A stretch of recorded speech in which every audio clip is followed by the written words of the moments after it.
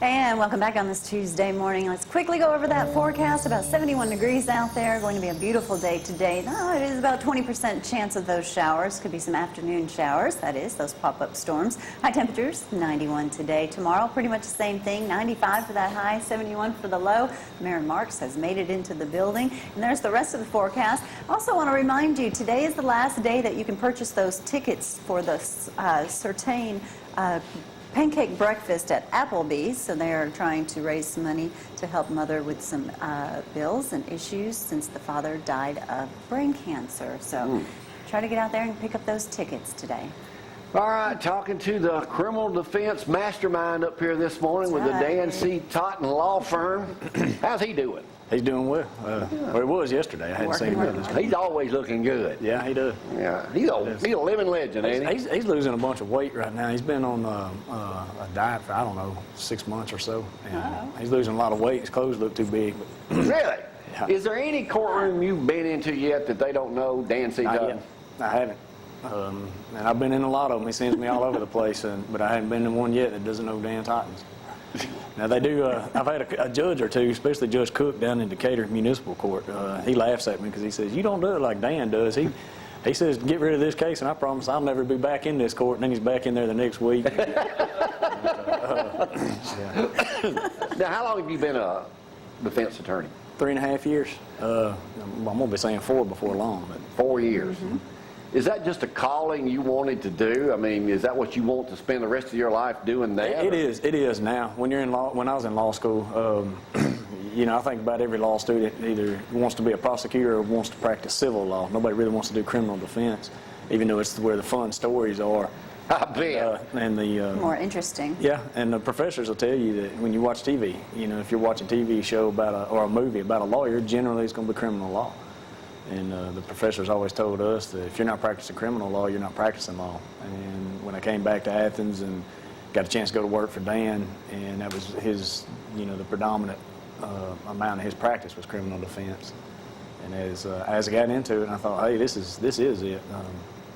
It's rewarding. When you basically, tell me if I'm wrong in asking something like this, but when you know, basically if you're defending somebody and you know that they're kind of on the shady side, you still got to do your job that they're the most innocent person on earth, right? Yeah, and I can tell I'm putting it as nice as I can. You're wanting to ask the question that everybody wants to ask. How do you do that? How do you do that? Let's just put it to you that way then. The easier question is, why do we do it? Well, you just answered the why. Yeah, no, I didn't. Okay. Because the why is the how. How is I'd have to have a particular case. Maybe the officer missed something, maybe the probable cause wasn't there. That would be the how and the technicalities of it. But the question people mean when they say that is why? Why do you do that? Why would you want to defend someone that is obviously guilty? Yeah. That question. Obviously guilty to who? You know, what set of facts are you going to look at? Who's telling you your facts? Is it going to be the newspaper? Is it the Jamie Cooper show? Is it an officer? Is it the chief of police? So you're saying they could have some of their facts wrong, or they missed something? Right. You know, I mean, we can misconstrue facts without telling a lie. You know what I'm saying? And just because you're saying something might not be the total truth of it. You were mentioning earlier about the Ferguson, Missouri situation. And facts are coming out, right? And it's sort of focusing how people view that situation. Perceptions. Right. And it's, you know, who's controlling the facts that are getting out. And, you know, we don't need to be real hasty about saying, hey, this is what happened. And the simple question, why? Well, everybody's entitled to a defense. Lawyers have a paid-for advantage. We're trained to know the system, to instruct somebody on their rights, and most importantly, the consequences of what they're faced with. You have to go by the law. Oh, yeah. Oh, yeah. And that's what you're trying to get across to the judge. Right. Yeah, we are you know, you hear in 7th grade civics and your senior year of high school in government and economics, you know, checks and balances. And lawyers are defense attorneys, criminal defense attorneys, I guess would be called a necessary evil in a lot of circles. You know, a state official, elected official such as the DA's office, they have the power to deprive you of your life, your liberty, and your happiness, and your property in certain situations. We're just there to make sure they do it in the right process. Because you could be guilty, but yet the sentencing could be either harsher or Yeah, that's correct. And well, for instance, like DUI law right now, it's in another area of flux. The punishment is getting more and more severe every year, and we have you take a drink, and what's the legal limit right now for an adult? 0.08. 0.08. And That's what, 2 drinks? It depends on body weight and how much you Could be drink. one. Somebody that doesn't drink very much probably couldn't handle as much as somebody who drinks on a daily basis. Right. But Dan and I are convinced that possibly within this time next year, 0.5 will be the legal limit. That's what the National Federal Traffic Safety has recommended, and generally speaking, the states are going to follow suit shortly thereafter. But how do you know what is a 0.5? And okay, have one too many beers at Applebee's or whatever, and get pulled over. What's going to happen to me? You're screwed. It's You're getting going to that go way. to jail. It's getting that way. So you do DUI also? We do a lot of DUIs, and that I would love to say, hey, in the state of Alabama, there's 5 ways that you can get a DUI, and it's a lot easier than you would think. Well, what are they? I may be drinking after the show and we'll drive home. Well, right now, if your blood alcohol content is 0.8 or greater, you're guilty of a DUI if they can prove it.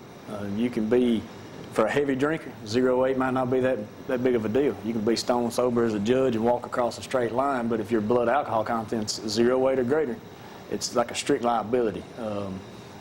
You're guilty. The general way is under the influence of alcohol. Maybe you've had enough to drink that you can't control your vehicle safely, but your blood alcohol content may not be over 0.8. It's alternate theories. Hey, let me ask you just a simple question. Okay. If y'all always heard, if you're drinking and you say you pull over in the parking lot out here, and you get in the back seat or whatever, if you leave your keys in it, you can arrest you. Is that true? Yep. They can arrest you. Whether they can prove it or not is our job. That's a pretty good idea. If you pull over in the parking lot, get in the back seat. If you're sitting in that driver's Well, I wasn't driving. If you're sitting in that driver's seat, the key's in the ignition, the cop comes up and hood's warm or whatever, he can infer that you were driving that vehicle under the influence. And then he'll make a case and we'll go to court with it. So do y'all if do a you lot of... realize that you should not be driving and you want to pull into like a grocery store parking lot, take the keys out of the ignition and get Throw in the them back across seat? the parking lot, get in the back seat, and have you a good nap. This would be my suggestion. What about if you're stopped by a police officer, state trooper, whatever, do you take the breath test? That's another $1 million question. That is. I've heard yes and no. 'Cause they're gonna If you take know your blood test. I guess our advice would be, and every situation is different, so I almost hate to get pinned down here. If you know for a fact you're going to pass it, then I would say take a breathalyzer, because the law's just changed. If you refuse it, and They're going to arrest you. well, not necessarily. Well, yeah, they will. But I mean, let's be real. That doesn't give them a reason to do it. But they're not pulling you over and asking you to blow in the I mean, they have to arrest you before they can make you blow into the machine, anyways. But if you refuse it, public safety is Now, going wait to a take your minute. driver's license for You you. just said something. Yeah. They have to arrest you first before you have to take that the breathalyzer test? Yes. Yeah. You have to be arrested because I mean they have a field unit that they use, but that's not admissible in court. But once they get you back to the The station. Draeger analysis, that machine, that one's at the station. Huh. And they have to watch you for 20 minutes, make sure you don't consume alcohol or anything in that 20 minutes, and then they read you what the Alabama implied consent law. What are some of the stupidest questions you get when people call? Are you that attorney on Jamie Cooper's show? Yeah. Man, you put me on the spot on that. I bet you have a- I bet you got- we have some silly ones and Now, when you get a case, do you go and start and research all this at home, or do you have somebody that helps you, or are you doing most all that yourself? we have a staff that helps as far as coordinating our calendar, and I'm a bookworm. I've always been a bookworm. I have the Alabama code on my phone. Of course, I have a lot of cases. I'm a paper guy. I don't like reading cases that on a computer. Right. I generally print them off, and I'll take them home sometimes and read them. But I try So you not do a to- lot of research. Yeah, we do a lot of research. In today's time, not just alcohol, what are some things that you're noticing with being arrested for driving under the influence of drugs? Prescription drugs, and one of the number one things if somebody tells me when they're, it's a controlled substance DUI, But I have a prescription. It's like I'm aware of that. You're not in possession of those drugs illegally, but that doesn't mean you can take them as prescribed if it puts you in that spot. Yeah. And I would caution people just because Like that ambient, is that what it's called? well, I mean, Xanax and muscle relaxer, painkillers, that type of Hydrocodone, thing. Just because you have a prescription. You've got to have a prescription to show that those are yours, right? But still, if you're swerving and everything, you can still be high. Yeah, and the point I'm saying is if it makes you a little wheezy, if you take it on an empty stomach, which I tell you not to do, just because you have a prescription, that's not a defense to the DUI. So I would caution you. If you're taking the narcotics, you may be taking them legally by order of the doctor, but be careful. Look, happy birthday to your little girl tomorrow. Yeah, Reese turns 2 tomorrow, and we call her Reese Cup, her older sister, so happy birthday to my Reese Cup. So. All right. Thank you. Y'all need an attorney, criminal defense right there at the law firm of Dan C. Todd. Call Lucas Beaty, 232-1287. Thank you, Lucas. See you next week. Get ready for football season. Y'all hang on.